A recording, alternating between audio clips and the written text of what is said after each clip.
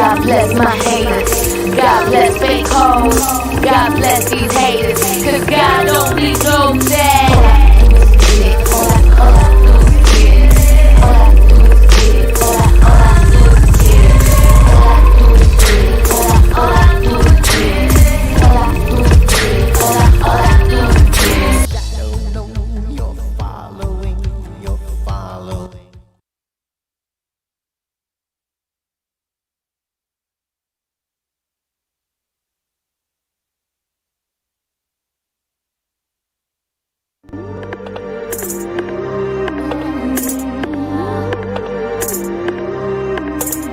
God bless my haters. God bless fake hoes. God bless these haters. Cause God don't need no dad. All I do is get it. All I do is get it. All I do is get it. All I do is get it. All I do is get it. All I do is get it. All I do is get it. All I do is get it.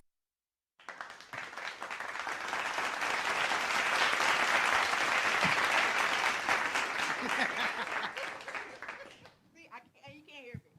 But it's okay. We are back. Deviled. We are disheveled. We are getting blinded by the light. But we are back. This is our first time back here. In the studio since... Second time back in the studio. Is it? Yes. Were we back this summer? No, we weren't. Filmed 2 weeks ago. Oh, right. So today's our second episode, but we are live from the studio. It feels like the first time because somebody's blinding us with the studio lights. But I am your host, Shirley Ann Phillips III. And I am... Oh, Is yours red? yeah. Mine is red. Hers is red. Can you hear me? Closer to you, Shirley. Can you hear Emmanuel? He can hear me. No, you know what? Okay. I am Emmanuel Anzules, a.k.a. Fox Baldwin, in the fall. Feels like winter, though, because it is really cold. It's cold, and I was not expecting that this morning. I left out, and I thought I could get away with like a hoodie. And Girl, no. I had to go back inside and get Nope. a coat. It's It was an Indian summer for a little bit, and then we went right into winter. we went right into winter, and I'm like, There are no transitions. It's like summer, winter. That's it. There's no fall. I don't know. We talk about Jesus coming soon. I think these are symptoms. These are signs that he's coming, and Yeah. I'm ready. I'm tired. Are you ready? I'm tired. I feel I'm like I ready have to die, do. but- I have to do some more repenting and. I asked him pray. about this before. And he was like, I don't know what to pack. I wouldn't know. And you know, I've been talking to a lot of people about this. They feel like we're in hell. I agree. So I agree. yeah. I think this is hell. What if this is heaven? Jesus. I don't know. That's not what I've been taught. I'm scared. I'm scared for what's coming. I feel like there's so much being thrown our way, It's a lot. and I have no idea how to handle everything. I don't even know who I am these days. It's a You know? lot. And it's very difficult with us being educators because we see the children and what is going wrong or what the parents are doing wrong. And there's only so much you can do as a teacher. You Yeah. know what I'm saying? There's so many boundaries that we're not allowed to cross. But it brings us to who we're interviewing today. We're interviewing Jason Cowon. Cowon. I'm sorry. Jason Cowon. I'm sorry. Don't curse me out, Jason. Imagine that's the first thing he does when he gets up. Jason Cowon. Jason, forgive us. We are Please forgive disheveled. us. This light, yo, I can't. This is too much. But anyway, Jason is going to talk to us about restorative justice, which has been a heated topic for Fox and I. He teaches high school, I teach middle school, and the kids are just Running amok. They're running amok, and there are no consequences. They're not afraid of their parents. They're not afraid of administrators. They're not afraid of teachers. So it's like It's a We gotta- free-for-all. Yeah. I don't know what Definitely a else to do. free-for-all. I don't know what else to do. But how was your Thanksgiving? It was lovely. I hosted like I always do, so I had the family over. You know, I had the big table display. You know, we got that large table for like Yes. 20 people. Mm-hmm. Feels like we are knights in King Arthur's court. So we fed a family of like 20 people. I'm vegetarian and Nate is vegan, so my mom always makes a turkey, and we just, you know, worry about decorating and drinks, so we got everybody lit, which I think is the main idea behind That's the Thanksgiving. whole point of it. Yeah, it's definitely like a colonizer's holiday. The only reason we celebrate it is because it's tradition. It's tradition. You know.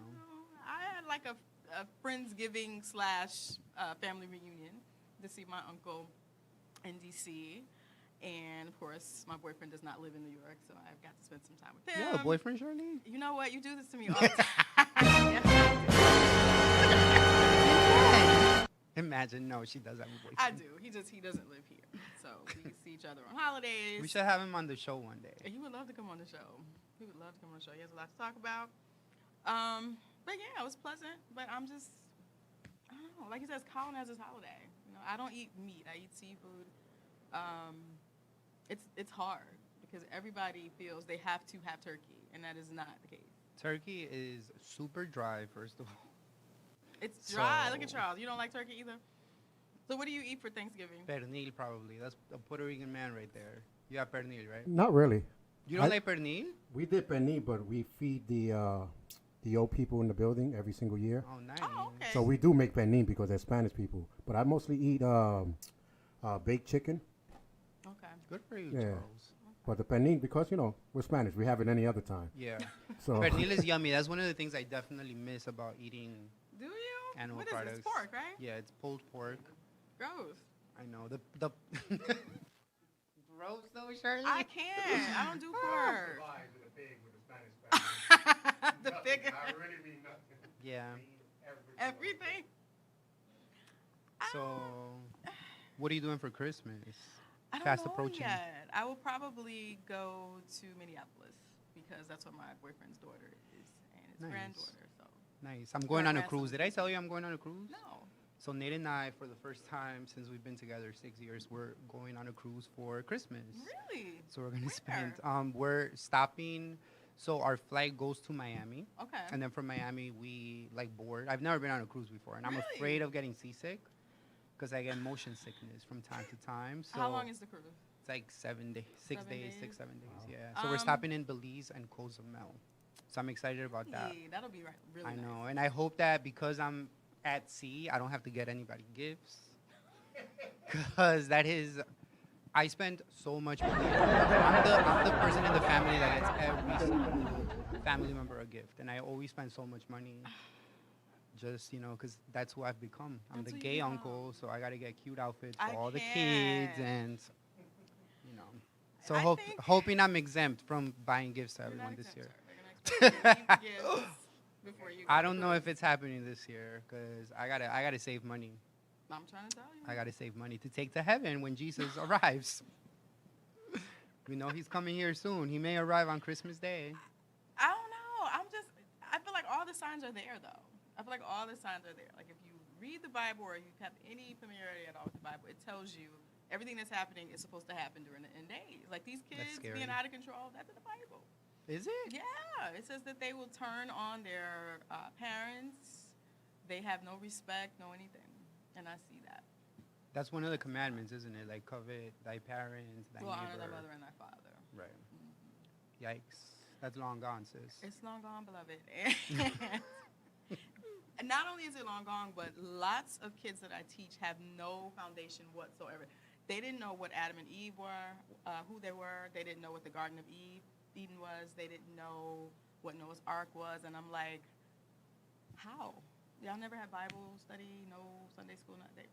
Yeah. So I think that's part of the problem, and no spiritual foundation whatsoever. Yikes. That's really Scary. It's alarming. It is alarming. It's alarming. I don't even know what to think anymore, honestly. I've seen it all this year.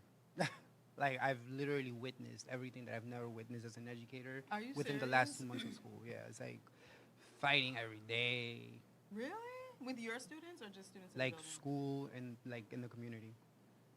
Other friends of mine that teach high school are witnessing similar things in their schools. What do you think is happening? I have no idea, and I'm trying to figure out, but I feel that all the solutions that we come up with are very surface level, Yeah. and they're not really getting to the root of the problem. So I I think agree.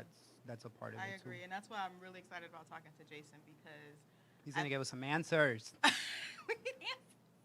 because I feel like what we're doing clearly isn't working, and the kids are like, they know that it's not working, and they kind of resent us for not being able to provide these solutions for them. So I am definitely interested in talking about restorative justice.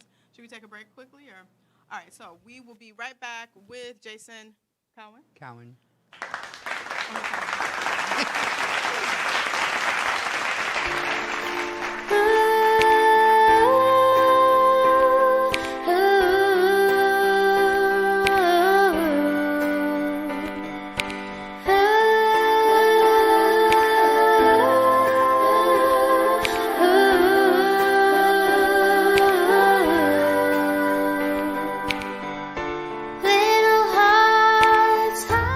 Oh my God, there's that girl. Where? Hello, right there. That's inside.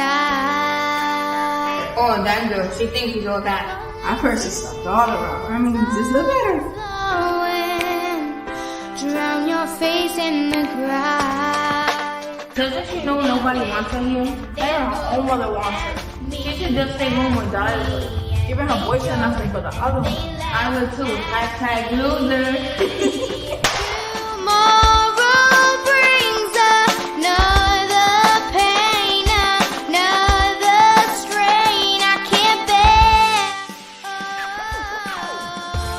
Feels like it's never gonna stop, push too hard, not too far, you can run, but you The suicide of a teenage girl in British Columbia is drawing attention tonight to the issue of bullying. Before she died, she chronicled online what she'd endured. Now, as Duncan McHugh reports, much of the response is also appearing online. Bullying and suicide has been a great issue on today's world. But what would happen if we would have stopped what's happening and became friends with the person being bullied? Maybe the results would have been different. Let's watch this video again, but this time, let's stop this and see what happens. Oh, that girl. She thinks she's all that. I've heard she stuffed all around. I mean, just look at her.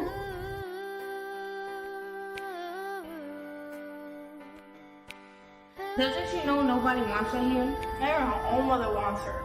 She should just stay home or die with her. Giving her boyfriend nothing but the other one. I will too. Hashtag loser. little hearts hide shadows from the pain that's inside.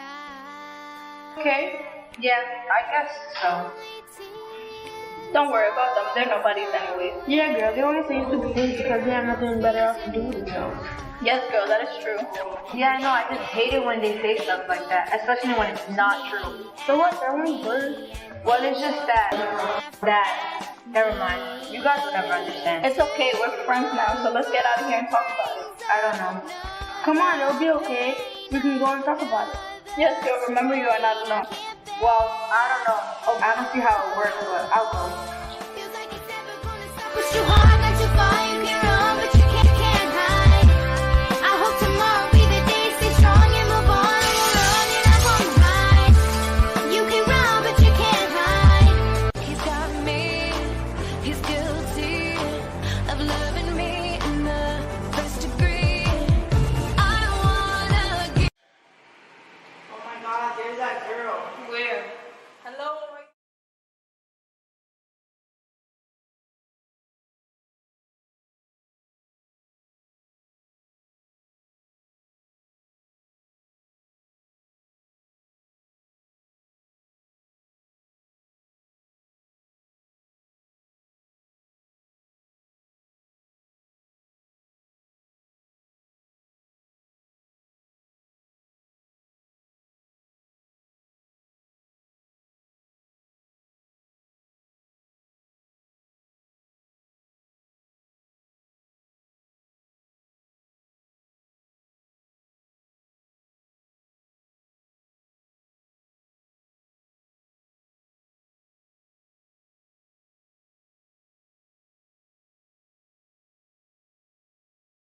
Palm is definitely a new venture of mine. I was in the schools for a number of years, and I was feeling some of the ways you all are feeling.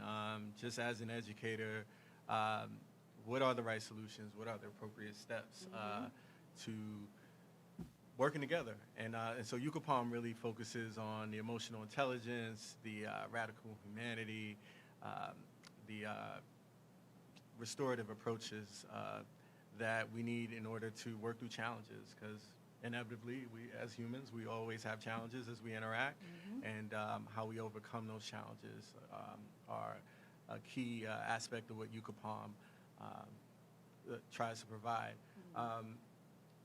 If I can talk a little bit about UCAPOM, UCAPOM itself is the colonizers' names. I heard you reference the Thanksgiving. Sorry, it's y'all. the Joshua tree.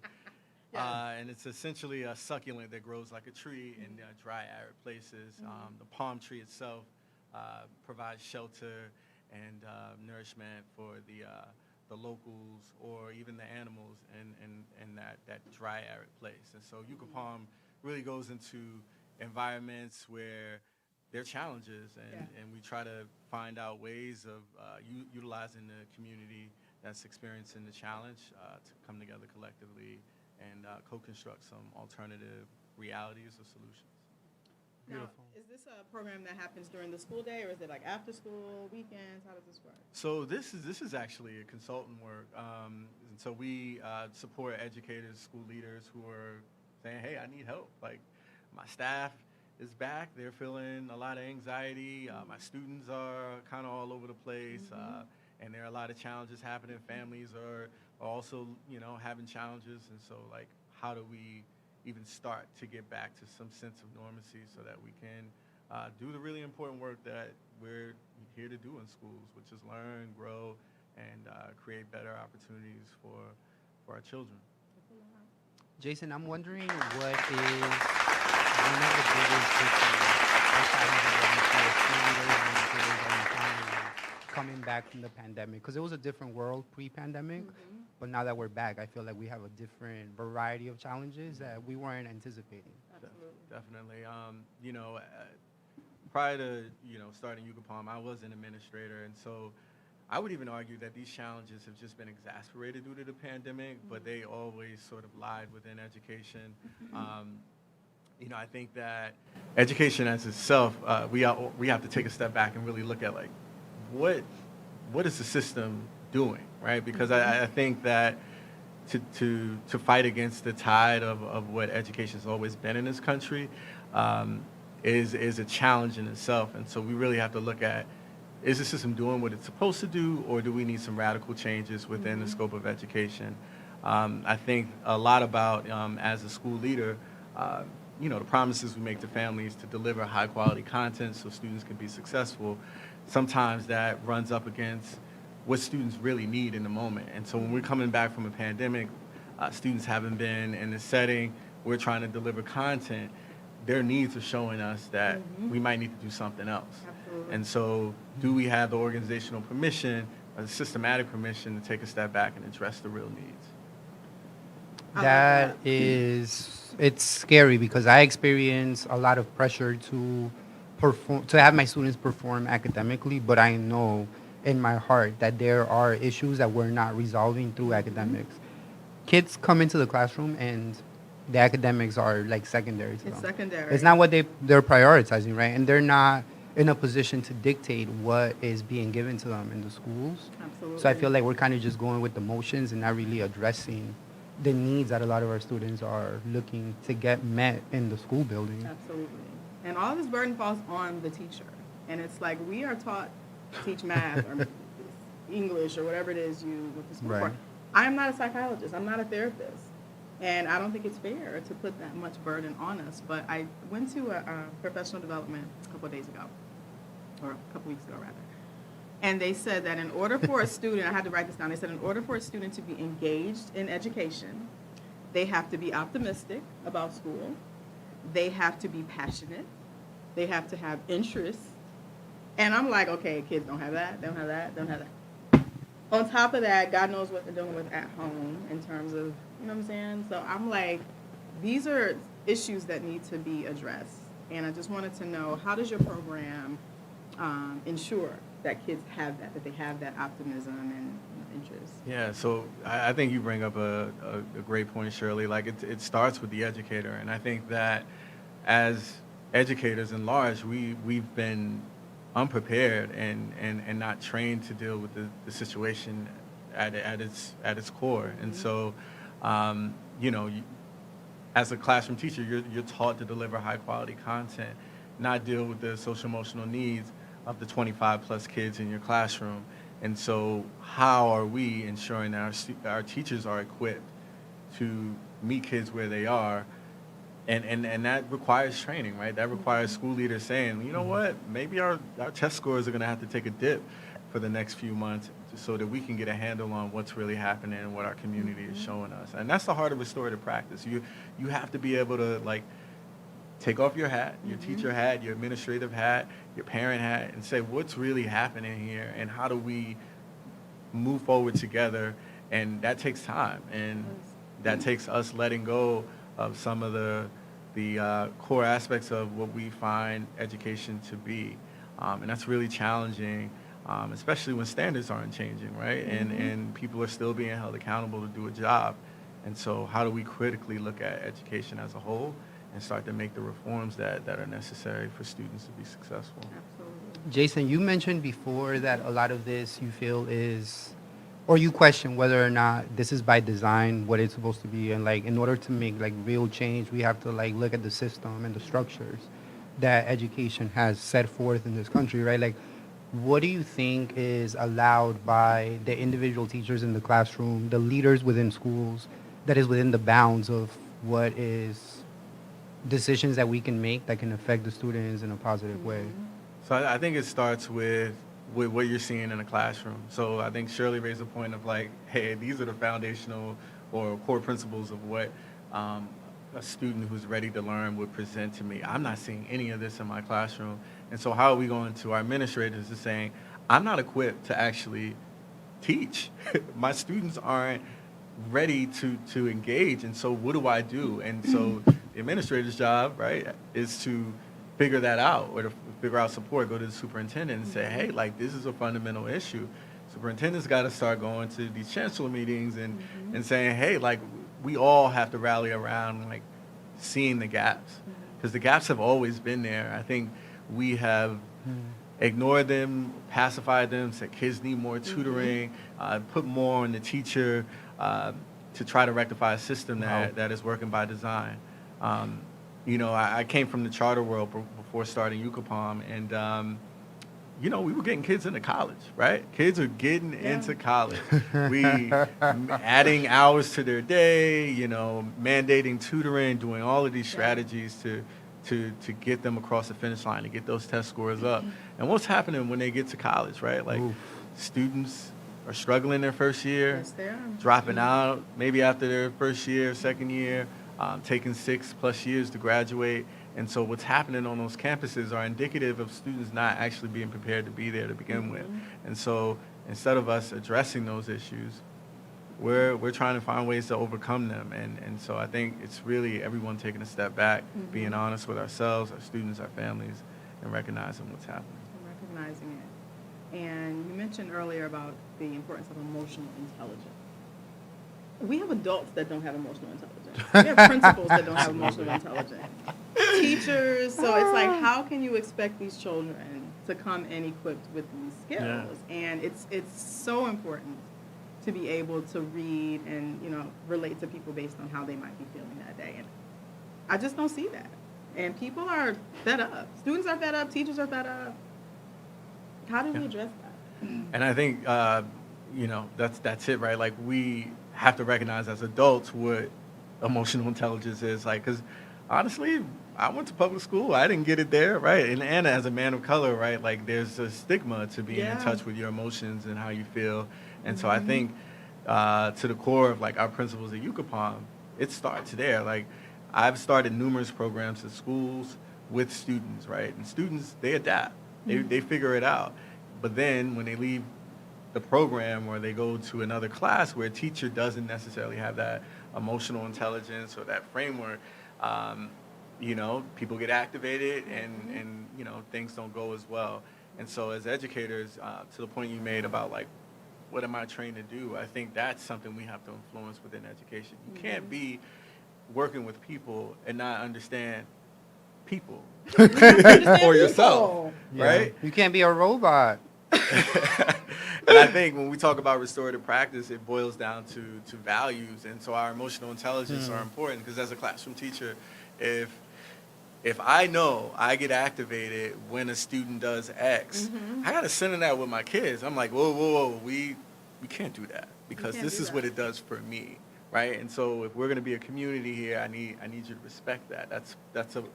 That's something that we need in order for me to do my job well. Yeah. And so a lot of us aren't equipped to do that. We conflate it to an expectation. No, you come to class on time. You do this because, and maybe not give a why, but that's just what you do in order to be successful. That doesn't resonate with kids. I know it doesn't resonate with me as an adult. Like, why is this rule here? Why can't I park here? It doesn't make sense. I need a why. I need a reason. And so I think, being able to have those conversations, center those conversations as often as needed, creates a community, creates people feeling like this is a space I want to be in. People respect me. People listen to me. I listen to people because I care about them and I want to do, right by them. And so I think that emotional intelligence piece is a critical one. It's critical. And like you said, people are starting to question, and not only question, but rebel against the systems that are in place. Teachers are like, you know what, I'm not coming to work today. I'm not sick, I just don't feel like being here. And what can you do if they have the sick days? There's nothing you can do. But as an as an administrator, I would want to make sure that I'm having these conversations with my staff. Like, forget about the educational component. Emotionally, where are you guys at? You don't know who's dealing with COVID, who's lost family members or loved ones to COVID. You don't know what people are coming to the building. Or even like mental health issues, right? Like I've noticed in my own school that a lot of people have mental health issues that are unresolved. They do. And they show up in the school day, so they call out because they just don't feel up to it, right? But then that places a lot of pressure on us because we have to pick up the slack. We have to cover classes, whatever the case is, right? And I wonder how many leadership people, like administrators, principals, are actually thinking about people's well-being as opposed to like the expectations that aren't being followed. And that's critical, because I hear some school leaders say, well, our families expect, us to, be here for the students, right? And yes, that is a critical point, right? Like, we're here for the kids, and we can't just opt out.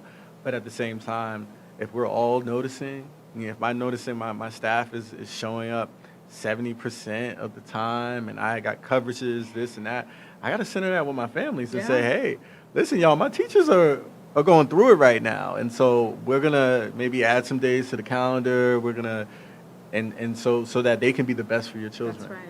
And so I think that is something that principals have to start doing. Superintendents have to start accommodating. I'm not saying like half days or, but like think about your community, think about what your community is showing you, and make the necessary adjustments. And if you can't, right, then you need to go to some meetings and hold some meetings to see how you can get there.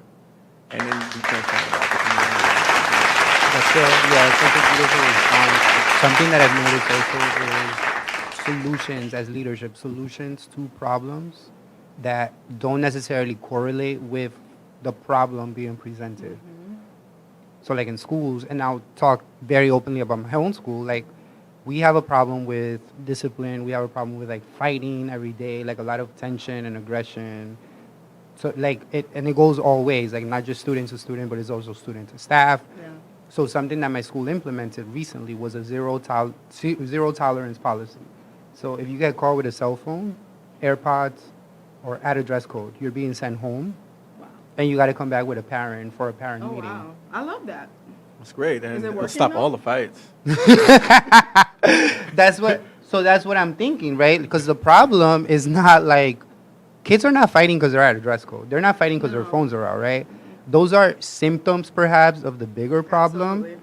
But if we just cover, like, it seems like Band-Aid solutions are what's being, like, thrown out there by leadership because they don't have any other solutions. So I'm just wondering, like, what do you do when your school takes that direction and you are a teacher who is expected to follow those norms and you don't necessarily agree with them? Because I don't agree with them, personally.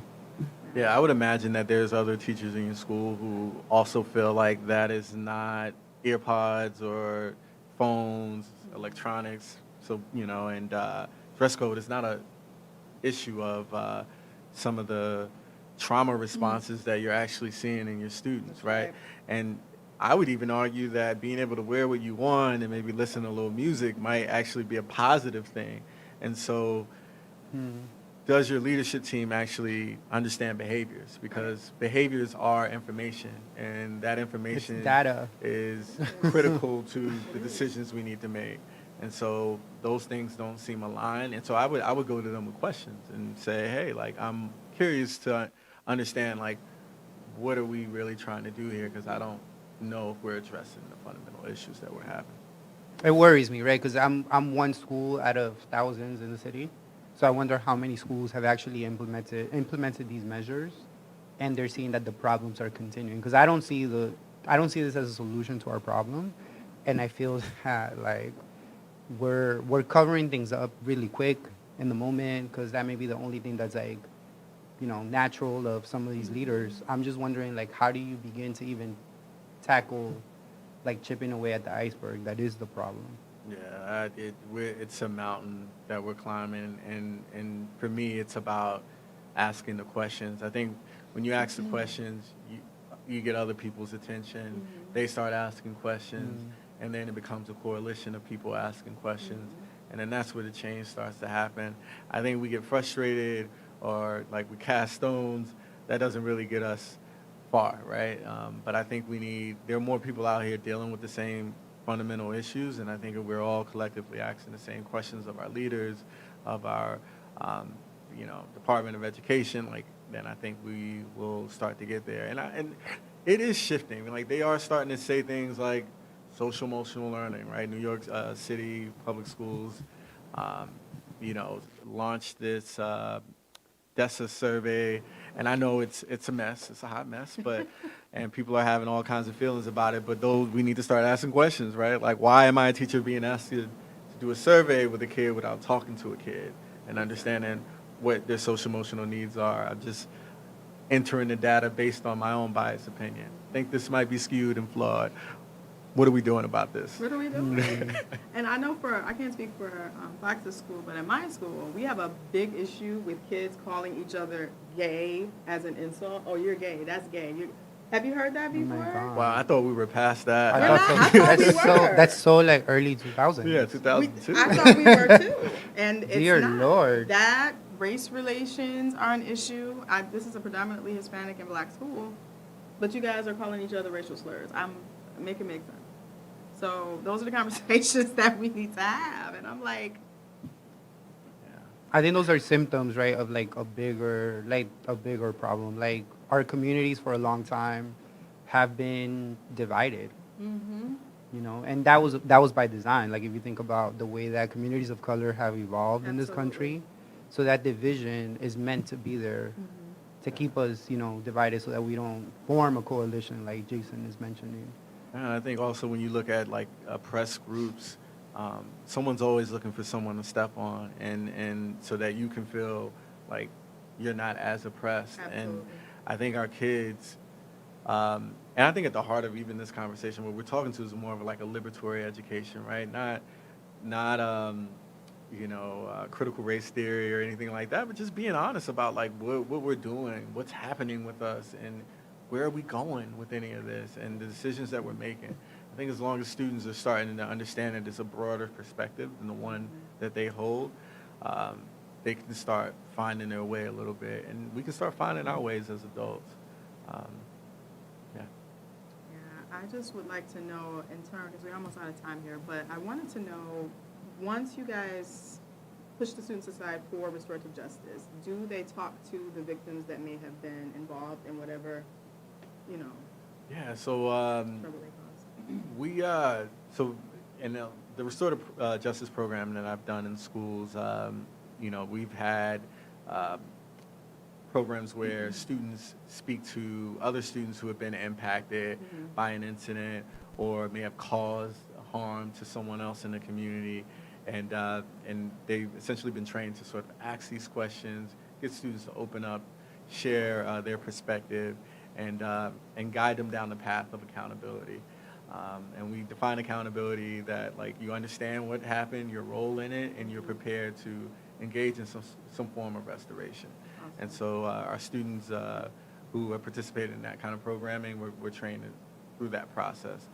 We also have like programming where students are just coming together, and these are students who might want to get involved in something like an extracurricular, or have had some trouble and are doing this as their form of restoration.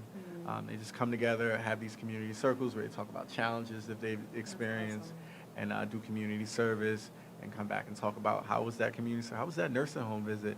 Even though we haven't had an opportunity to really get out there and do things, being that, we're still recovering from the pandemic that we're in, we're trying to find ways to get kids out there and get involved. That's really important. I do it with the nonprofit that I run. Yeah, you do it with the girls. With the girls. The restorative justice program that Jason is talking about, because I work with Jason, so it's still going on in the school. Jason is no longer there, unfortunately. He's on to greener pastures. But it's still running. The students are running the show. The adults are kind of just sitting there, not even facilitating, because the students facilitate the conversations. Really? That's awesome.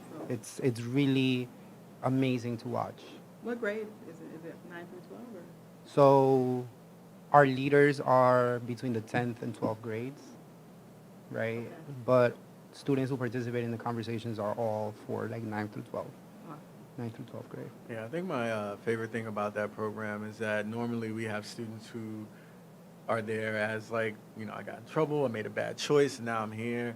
And then a year or two later, they're like, hey, I want to sit and guide the circles. I want to support other students who have been in trouble. So it's great in that way. So in terms of wanting someone to get this into their school, what do we need to do in order to have this? Well, you can hire me. No. It's like, can you please let us know, because we're almost out of time. Well, how do we you can definitely get in touch with me at J Cowon, that's JCOWAN, at UCAPOM.org. That's UC. YUCA. YUCA. You can tell how new it is. Palm. We'll post it on our site as well. Thanks. Because it's needed. And I feel like it's citywide. It's not just the Bronx. No. It's not just the Bronx. It's countrywide. Yeah, it's a national issue. People are going through stuff. And, it's time that we address it, and it's okay. We definitely need some training for leaders, though. And I know Jason works with school leaders. We need district leader training, because they're the ones informing the decisions that affect the schools, right? It comes from the top. Absolutely. Well, Jason, I think we're out of time. Thank you for having me. Thank you for coming. Thank you for being on our show, Jason. You're welcome back. Contact information on our site, but we are out of time. So thank you so much for joining us, and we will see you next week. Right. Bye-bye. In the comment